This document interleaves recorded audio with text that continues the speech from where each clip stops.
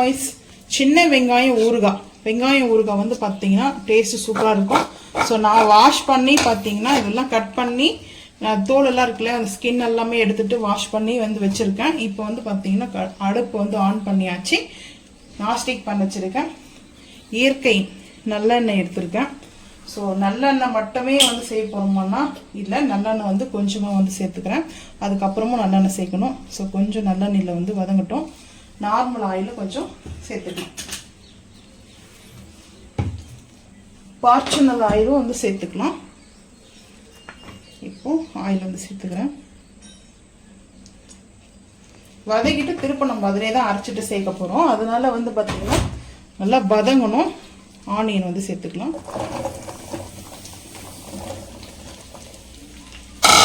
ஃப்ரிட்ஜில் வச்சுட்டு இருந்தேன். ஸோ வந்து பார்த்தீங்கன்னா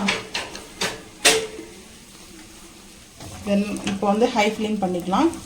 ஹை ஃப்ளேம் பண்ணிவிட்டு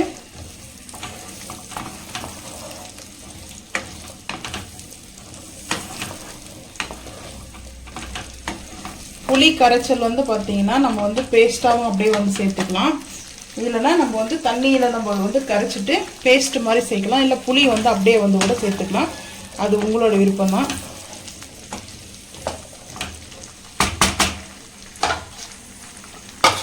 இப்போ ஆயில் வந்து ஹீட் ஆகிட்டு இருக்குது. வெங்காயமும் வந்து பார்த்தீங்கன்னா ஹீட் ஆகிட்டு இருக்குது. ஹீட் ஆகட்டும், பார்த்துக்கலாம். கேப் போட்டு முடியலாம். வெங்காயம் ஊறுகாய்க்கு வந்து பார்த்தீங்கன்னா வெந்தயம், இவ்வளோ வெந்தயமான்னு கேட்டோம்னா அவ்வளோலாம் இல்லை, சேர்க்குறேன். அதுக்கப்புறம் கடுகு,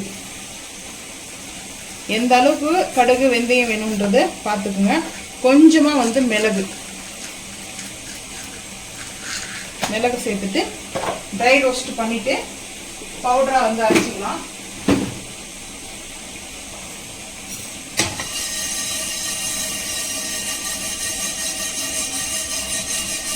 இது ஹீட் ஆச்சுன்னா போதும். ஸோ பொரிய வேண்டாம். பொரிஞ்சிச்சுன்னா கடுகு எல்லாமே வந்து பார்த்தீங்கன்னா வெளியே வந்துடும். இப்போ வந்து பார்த்தீங்கன்னா இந்த மிளகும் ஹீட் ஆகிடுச்சு. மிளகு கடுகும் கலர் வந்து சேஞ்ச் ஆகுது. வெந்தயம் மிளகும் கடுகும் வந்து கலர் நல்லா சேஞ்ச் ஆகுது. ஹை ஃப்ளேம் வச்சுட்டு ஸோ இந்த மாதிரி வந்து ஷேக் பண்ணுறேன். அதை ஊறுகாய்க்கு இதுதான் மெயின் ரெசிபி. அது மட்டும் இல்லை, இன்னும் இருக்குது மெயின் ரெசிபி. அதெல்லாம் சில சீக்ரெட் சொல்ல மாட்டேன். ஸோ இப்போ வந்து பொரிய ஆரம்பிக்குதுங்களா, டக்குன்னு வந்து அடுப்பு ஆஃப் பண்ணிட்டுங்க. அடுப்பு ஆஃப் பண்ணிட்டு இவங்க வந்து ஒரு பிளேட்டில் வந்து மாற்றிக்கலாம். வாங்க, டக்குன்னு மாற்றிட்டாலும் இல்லைன்னா ஹீட்டாக இருக்குல்ல, சூடு. இப்போ பாருங்கள், கலர் இந்த மாதிரி கலர் மாறணும். கலர் மாறிச்சிங்களா, இப்போ ஆறட்டும். ஆறினதுக்கப்புறம் இது பவுடர் அரைச்சிட்டு வரணும். அவ்வளோதான். ஆயில்லையே வெங்காயம் வந்து பொரிச்செடுக்கிறோம். சின்ன வெங்காயத்துக்கு தாங்க இது நல்லா டேஸ்ட்டே. பெரிய வெங்காயம் வந்து பார்த்தீங்கன்னா கிடைக்கிறவங்க வாங்கி செஞ்சு பாருங்கள், அதுவும் டேஸ்ட்டு தான். ஆனால் இது கொஞ்சம் வந்து பார்த்தீங்கன்னா டேஸ்ட்டை வந்து இன்னும் இன்க்ரீஸ் பண்ணும், அல்டிமேட்டாக இருக்கும். ஸோ அதுதான் வந்து ரீசன் வந்து சின்ன வெங்காயம் சேர்க்கறதுனால. இன்னும் நல்லா வந்து வெங்காயம் வந்து குக் ஆகணும். அதுக்கப்புறம் அரைக்கணும் நம்ம இதை. அதனால தான் நான் வந்து சொல்கிறேன், அரைக்காமலே கூட செய்யலாம் வேணும்னா. முழுசாக வெங்காயம் வேணும் அப்படின்னா கொஞ்சம் வெங்காயம் வந்து விட்டுடணும், அரைக்க வேண்டாம். நம்ம இதிலேயே வந்து பார்த்தீங்கன்னா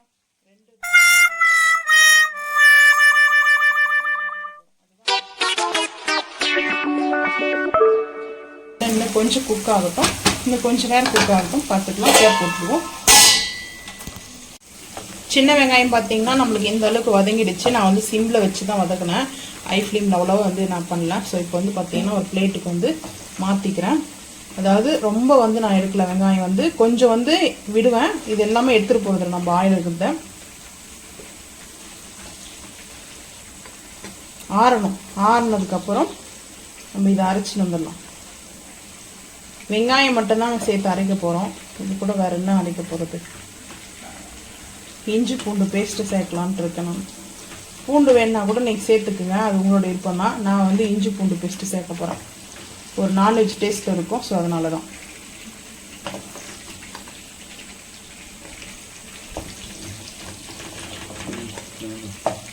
எடுத்தாச்சு. இப்போ வந்து பார்த்தீங்கன்னா நான் இந்த அளவுக்கு எடுத்துட்டேன். இங்கே வந்து பாருங்கள், இந்த வெங்காயம் வந்து இன்னும் கொஞ்ச நேரம் லைட்டாக வந்து ஹீட் ஆகட்டும். ஸோ அதனால் நான் வந்து இது ஹீட்லேயே இருக்கட்டும், சிம் பண்ணிட்டுக்கிறேன். ஒரு கேப் போட்டு நம்ம மூடிடலாம். ஃபேன் காற்றுல எடுத்துன்னு போயிட்டு இந்த வெங்காயம் மட்டும் ஃபேன் காற்றுல எடுத்துன்னு போயிட்டு ஆற வச்சுட்டு வந்துட்டு பார்க்கலாம் வாங்க. சின்ன வெங்காயத்தை மட்டும் நம்ம அரைச்சிட்டு வந்துடலாம். சின்ன வெங்காயம் மட்டும் அரைச்சிக்கலாம். அதுக்கப்புறம் வந்து பார்த்திங்கன்னா புளி வந்து ஊற வச்சுருக்கேன். நம்ம இப்போ தண்ணி சேர்க்கணும். நம்ம இப்போ சின்ன வெங்காயத்துக்கு அரைக்கும் போது அது அவ்வளோவா தண்ணியாக இன்னும் நம்ம பேஸ்டாகணும்னா கொஞ்சம் புளி தண்ணி சேர்த்துக்கலாம். நான் வந்து பார்த்திங்கன்னா புளி தண்ணி சேர்த்துலாம் அரைக்க போகிறது கிடையாது. கொஞ்சம் குறைனே இருக்கட்டும் தான் இது மட்டும் அரைச்சிட்டு வர போகிறேன். அரைச்சிட்டு வந்து பார்த்துக்கலாம் வாங்க. ஆனியன் வந்து பார்த்திங்கன்னா அரைச்சிட்டு வந்துட்டோம். ஸோ இங்கே பார்த்தீங்கன்னா அரைச்சிட்டு வந்தாச்சு. இப்போது நம்ம வந்து கடுகு சேர்க்கணும். கடுகு வந்து நம்ம பவுடராக சேர்த்துருக்கோம். இருந்தாலும் வந்து பார்த்தீங்கன்னா கடுகு கொஞ்சமாக வெந்தயம் வந்து பார்த்தீங்கன்னா சேர்த்துக்கலாம். கொஞ்சம் வெந்தயம், கடுகு, அதுக்கப்புறம் பெருங்காயம் சேர்த்தாச்சு. சேர்த்துட்டு நம்ம இப்போ அரைச்சிருக்கிற அந்த பேஸ்ட்டை வந்து பார்த்தீங்கன்னா சேர்த்துலாம். ஆயில் வந்து ஹீட்டாக தான் இருக்குது.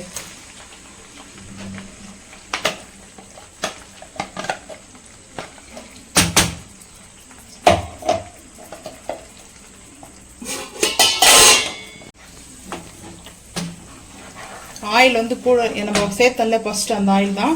வேணும்னா நல்லெண்ணெய் மட்டும் கொஞ்சம் சேர்த்துக்கலாம். நான் இதுக்கப்புறம் வந்து ஃபார்ச்சூன் ஆயில் சேர்க்க மாட்டேன், நல்லெண்ணெய் மட்டும்தான் கொஞ்சம் சேர்ப்பேன். ஸோ இப்போவே நல்லெண்ணெய் கொஞ்சம் சேர்த்துக்கலாம். ஆனால் அது கரெக்டாக வந்துடும். ஸோ அதனால தான் வந்துட்டு நல்லெண்ணெய் கொஞ்சம் சேர்த்தாச்சு.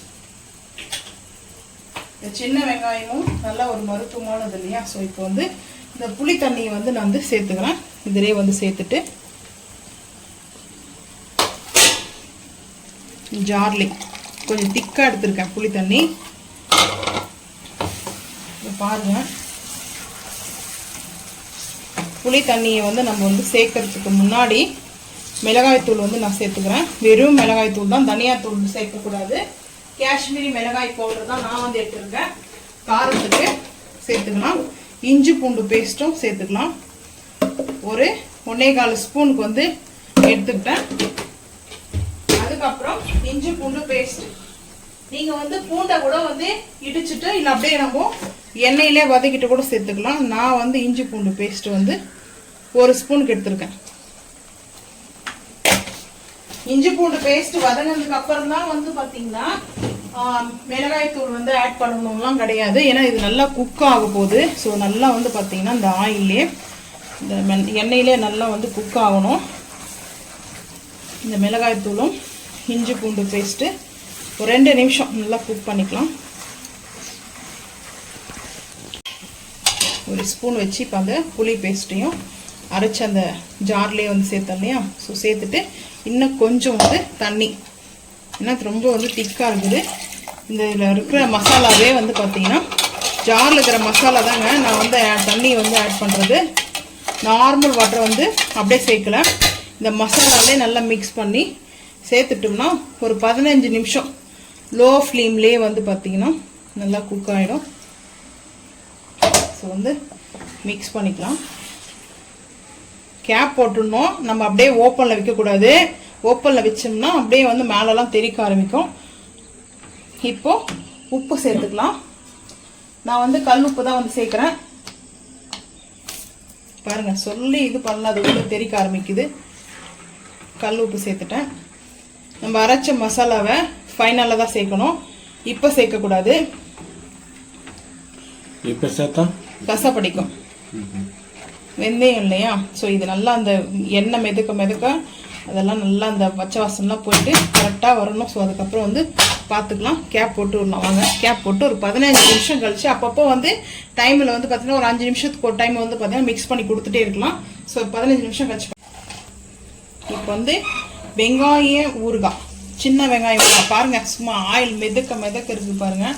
நான் அப்போ சேர்த்த ஆயில் தான், இன்னும் அதுக்கப்புறம் சேர்க்கல. நம்ம நல்லெண்ணெய் சேர்த்தோம் இல்லையா? ஸோ அதுக்கப்புறம் கொஞ்சம் ஸ்லோவாக தெறிக்க ஆரம்பிக்குது.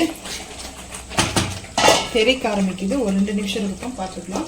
அடுப்பு வந்து ஆஃப் பண்ணிட்டேன். இப்போ நம்ம இந்த மசாலாவை ஒரு 4 கரண்டி அளவுக்கு சேர்த்துக்கலாம். நான் இன்னொரு இந்த ஸ்பூன் வந்து சின்ன ஸ்பூன் தான். ஸோ இந்த ஸ்பூனில் தான் நான் சேர்த்துருக்கேன். ஸோ அதுக்கப்புறம் நல்லா மிக்ஸ் பண்ணலாம். இது 1 மந்த்னா கூட சரி, நம்ம ரூம் டெம்பரேச்சர்லேயே கூட இந்த வெங்காயம் ஊறுகாய் வந்து கெட்டு போகாது. சின்ன வெங்காயம் ஊறுகாய் அவ்வளோ சீக்கிரத்தில் கெட்டு போகாது, நல்லெண்ணெய் சேர்த்துக்கிறதுனால. பாருங்க, இந்த ஆயில் மிதக்க மிதக்க இருக்குது. சுட சுட ரைஸு.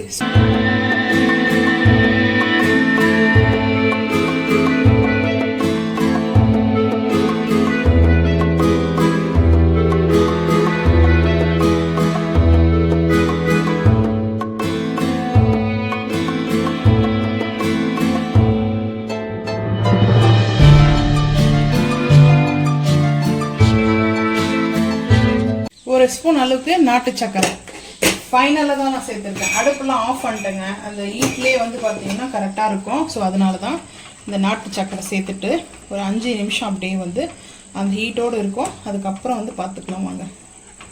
மிக்ஸ் பண்ணியாச்சு. ஃபைனலாக தான் சேர்க்கணும். நீங்கள் வெல்லம் தான் ஒரு பீஸ் சேர்த்துக்குங்க.